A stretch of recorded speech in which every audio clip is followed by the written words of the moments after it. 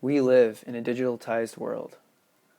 Never before could we as a human species communicate to one another in such speed and ease. The internet has liberated physical barriers and allowed one to text, talk, and type at anywhere and at any time. This new digitalized world where communication crosses time and space has been called cyberspace, a term coined by William Gibson in his Neuromancer book. But what exactly is cyberspace? Do we know exactly what we use on a daily basis? Cyberspace, it's out there somewhere. It's not something tangible that we can touch. The internet and what you put out there. What do you mean? Cyberspace? Yeah, where everyone hangs out in Cyberland. The internet? Just using it? I got more. Cyberspace is what's been created with all the new technology between cell phones and the internet and mobile telephones. Well, it's kind of like magic. I really love it, and no matter what I do with my beloved iPhone, the answer's right there. So, or I'm sending a message, it goes. I don't know how it does it. Indeed, it is like magic. If you could go back in time and tell Alexander Graham Bell that his telephone invention has turned into an object that can bank, text, game, email, and do many, many other functions, he would most likely tell you to stay off the whiskey. But back to the definition of cyberspace. Neil Postman, a respected scholar in the field, identifies it as metaphorical idea, which is supposed to be the space where your consciousness is located when you're using computer technology on the internet, for example. Hold up. If we take Postman's definition seriously, and that our consciousness does leave our bodies when we enter cyberspace, then what state of mind are we leaving our physical bodies in after we enter? Is it some sort of semi-conscious entity? A digital zombie? Is it possible to become so ingrained, so self-divulged into cyberspace that our consciousness becomes lost in translation? In other words, are we becoming addicted or lost in cyberspace? Oh yeah, most people these days rely. What would you do without your CrackBerry? Most people, they're lost. I hate being without my iPhone. I even put it on my night table when I go to bed, and just this morning I went out without it, and it was caused me anxiety.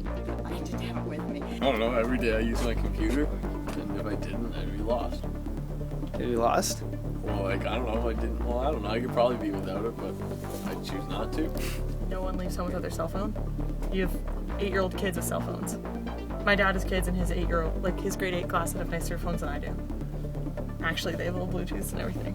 But then I think about the people who constantly need to check their social networks or check to see if they have any more comments or an extra friend that day, and I think that is going into the realm of addictiveness. But just how common do we enter cyberspace? If you were to walk through a university campus, how many people would be in their cyber state of mind?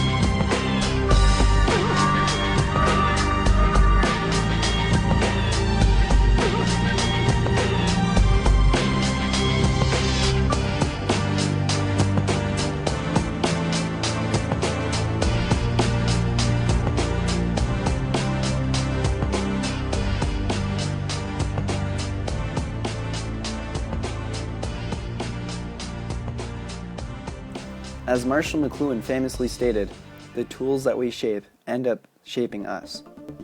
And cyberspace is certainly transforming our identities and communication habits into pixels and data. Hopefully, though, we as a human species can strike a balance between living online and living offline, because it boils down to this. Why live in a physical world when the digital world can be much more satisfying?